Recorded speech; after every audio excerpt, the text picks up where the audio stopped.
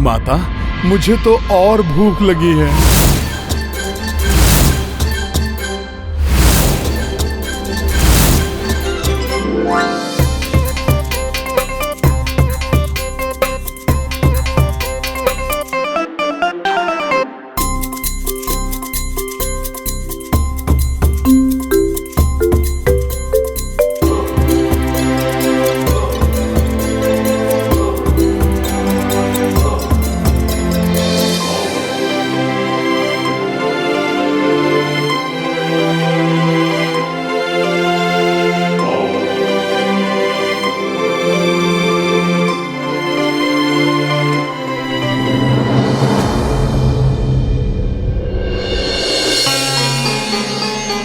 उर्मिला, मांडवी, श्रुतकीर्ति, पुत्र हनुमान के भोजन समाप्त होने से पूर्व और भोजन बनाओ, शीघ्र।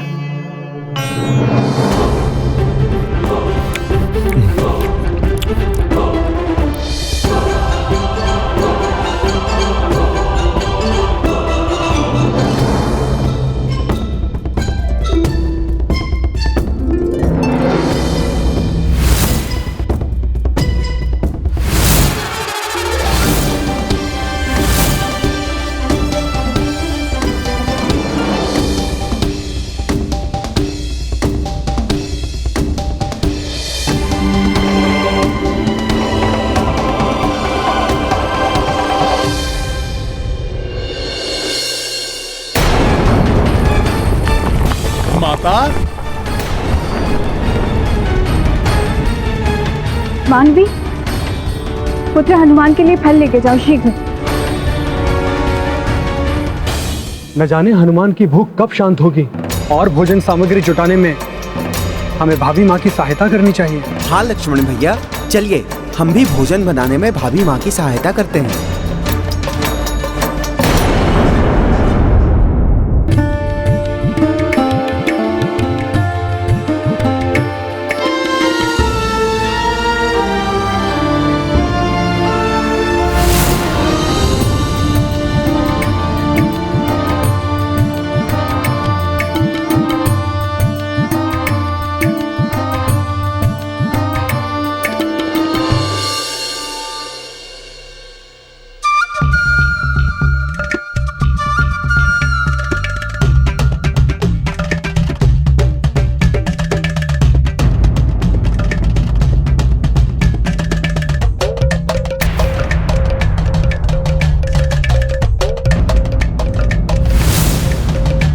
यदि पुत्र हनुमान तृप्त नहीं हुए तो मेरा वचन अपूर्ण रह जाएगा।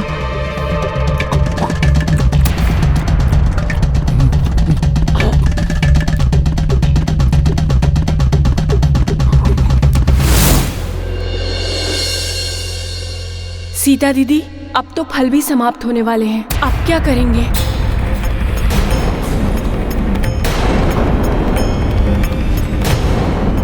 कदाचित इस खीर को ग्रहण करके पुत्र हनुमान की भूख शांत हो जाए। कृषक कर्मण्य हो गए तो अन्न नहीं उगेगा। भूख के मारे लोग एक दूसरे से भोजन छीनेंगे, आतंक का साम्राज्य होगा। चाहो ईश्वर का भय भूलकर लोग पाप कर्मों में लीन हो जाएंगे। आस्तिक से नास्तिक बना दो सबको, पाप का विस्तार हो, अधर्म की जय हो।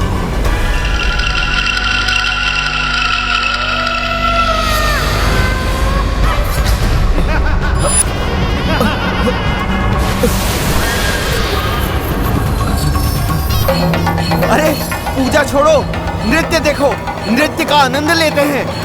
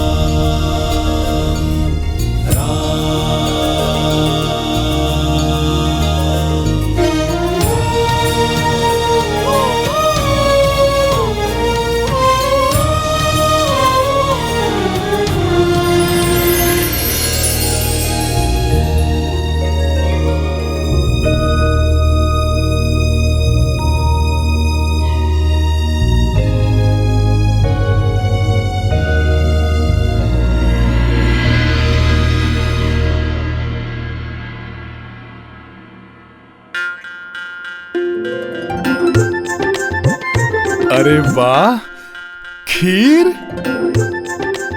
माता, माता मुझे शीघ्र दीजिए। इसे देखकर तो मेरी भूख और अधिक बढ़ गई है। दीजिए माता। हाँ पुत्र, इसे ग्रहण करो।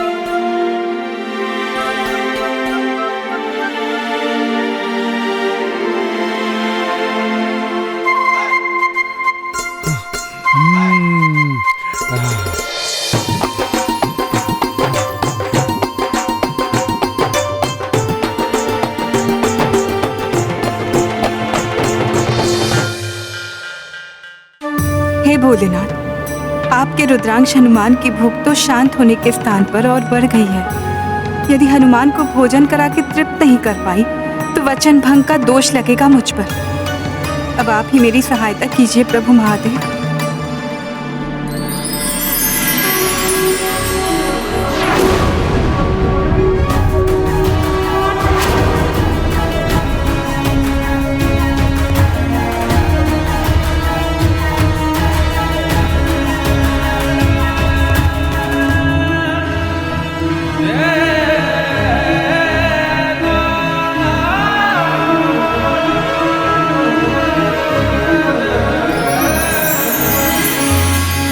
महादेव की उदर में तो सारा संसार समाया हुआ है, तो उनके रुद्रांश का उदर कैसे तृप्त हो सकता है इतने भोजन से।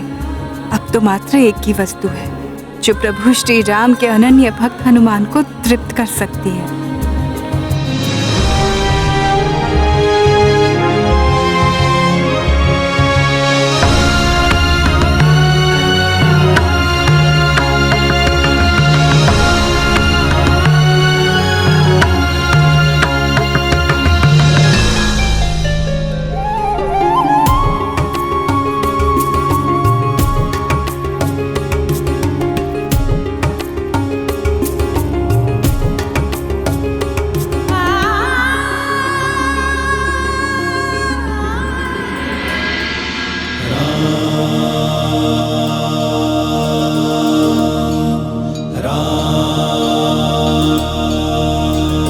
तो सदैव अपनी सेवा और भक्ति से भगवान को तृप्त करता है, किंतु जब स्वयं भक्त अतृप्त हो तो भगवान भी उसकी सेवा करने से पीछे नहीं हटते।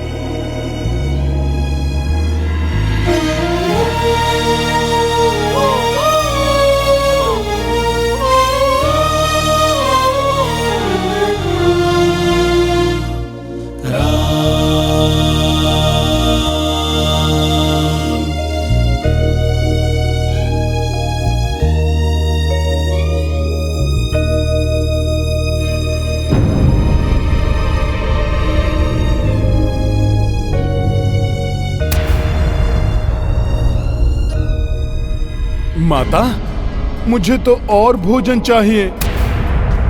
भूख और लगी है। अब तो रसोई के सारे व्यंजन और भोजन आदि भी समाप्त हो गए हैं। अब भाभी माँ क्या करेंगी जिससे कि हनुमान तृप्त हो सके?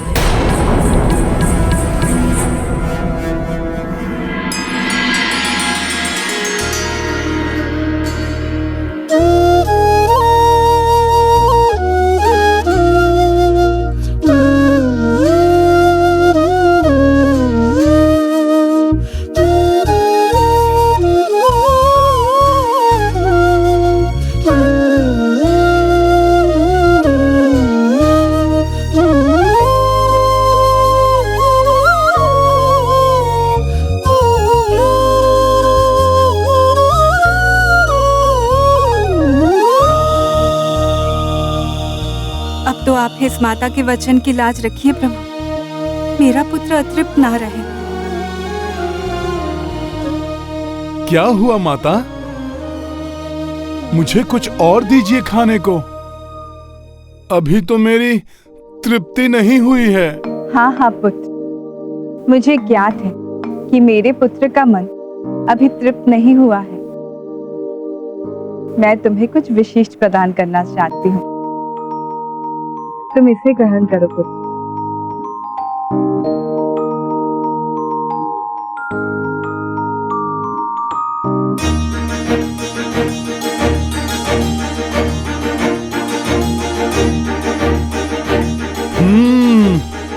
विष्णु प्रिया तुलसी,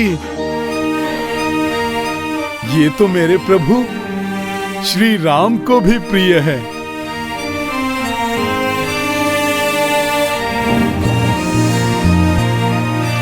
माता, इस पर तो मेरे प्रभु श्री राम का नाम भी लिखा हुआ है।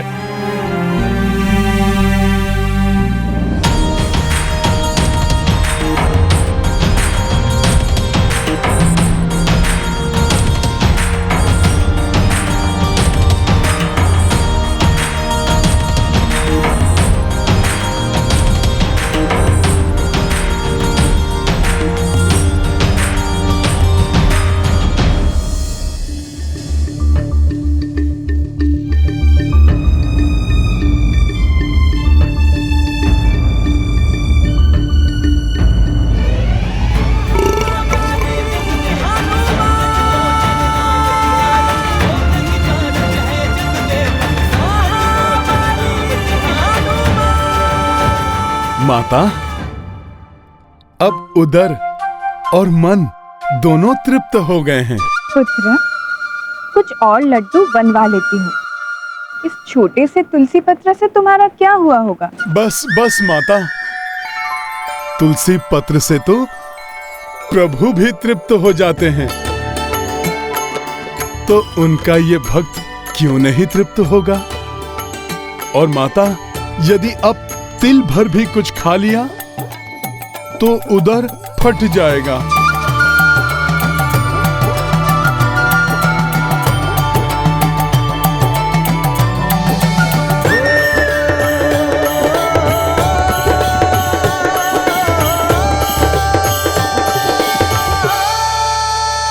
जिसे श्री राम नाम का स्वाद प्राप्त हो गया हो, उसे फिर किसी अन्य वस्तु की चाह नहीं रह जाती।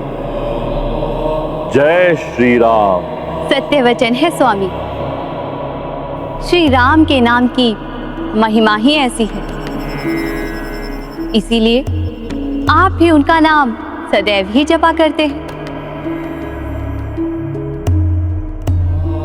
देवेश्वरी, श्री राम का नाम मात्र एक नाम ही नहीं, दर्शन भी है, एक सोच है। जहां श्री राम का नाम है वहां धर्म है। धर्म का मार्ग कठिन अवश्य है, किंतु स्थायी सुख एवं मोक्ष उसी से ही प्राप्त होता है। और अधर्म का मार्ग सुगममय है, जो क्षणिक सुख दे सकता है, किंतु वो पतन का मार्ग है, जहां अंत में ना ही सुख प्राप्त होता है और ना ही मोक्ष। ये मनुष्य पर ही निर्भर है कि वो कौन सा मार्ग चुनता है।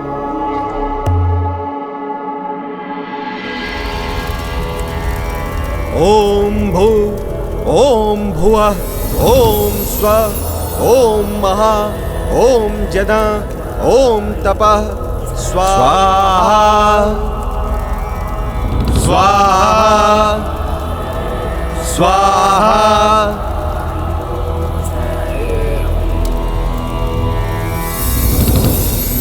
स्वाहा।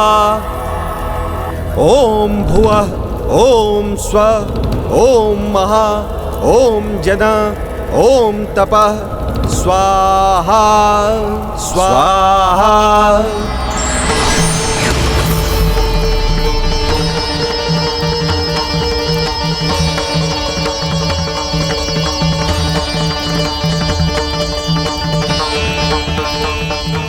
पाप का विस्तार हो, अधर्म की जय हो।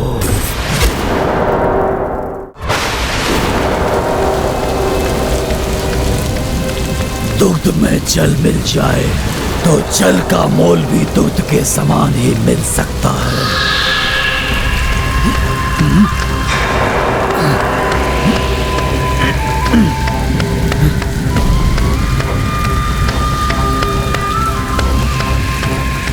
वर्षा, अब इन सारे दुग्ध के पात्रों में जल मिला देता हूँ।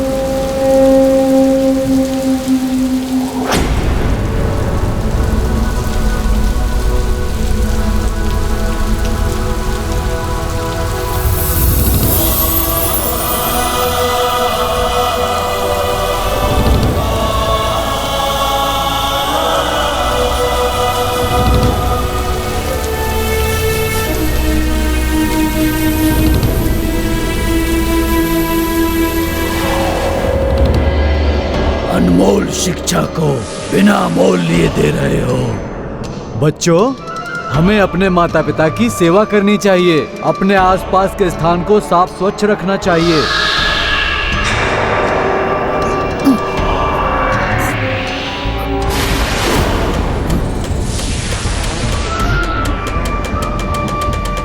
बस, बहुत हो गई निशुल्क शिक्षा।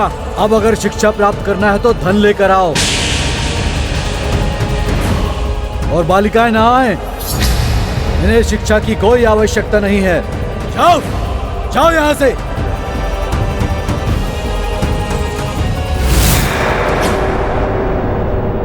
देखो बच्चों, सबसे पहले सुबह उठकर अपने माता पिता को प्रणाम करना चाहिए और अपने घर के आसपास स्वच्छ वातावरण बनाना चाहिए।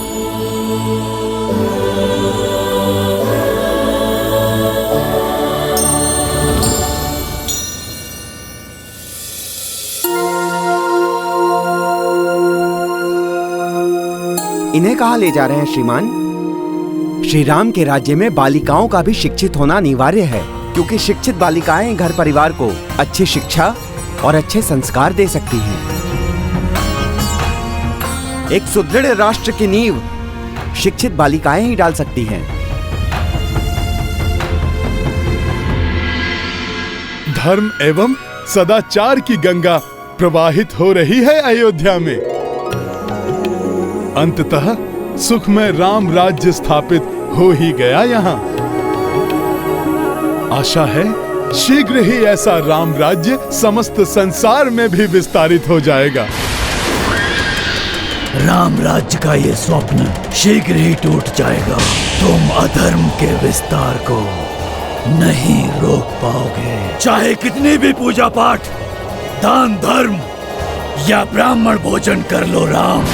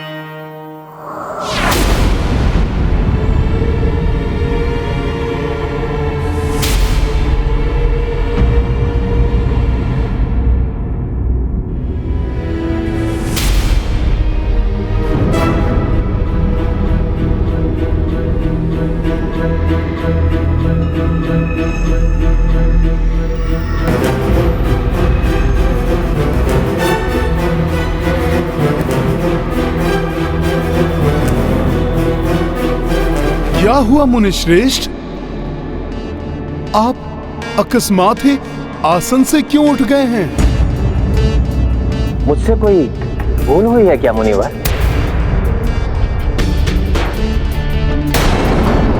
ऋषि कुंभोदर को क्या हो गया? अकस्मात ही ये रुष्ट क्यों हो गए? बताइए ना मुनिवर, क्यों रुष्ट हो गए हैं आप? नियम का पालन होना चाहिए। श्री राम, मैं आपके हाथ से दिया हुआ ना कोई दान ग्रहण कर सकता हूं और ना ही ये ब्राह्मण भोज।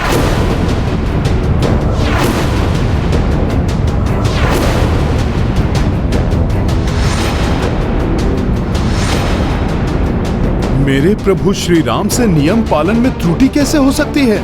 अवश्य ही कोई भ्रम हुआ है कुंभोदर मुनि को। मुनिवर, यदि आप मुझसे दान एवं भोज ग्रहण नहीं करेंगे तो मेरे सभी कर्म व्यर्थ हो जाएंगे।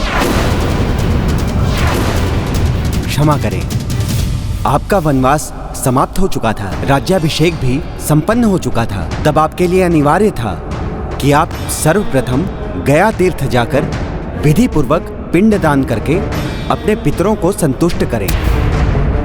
किंतु आपको ये सब स्मरण नहीं रहा। ऐसे में आपके द्वारा प्रदत्त कुछ भी स्वीकार करना मेरे लिए ही नहीं, समस्त ऋषि मुनियों के लिए भी निषिद्ध है।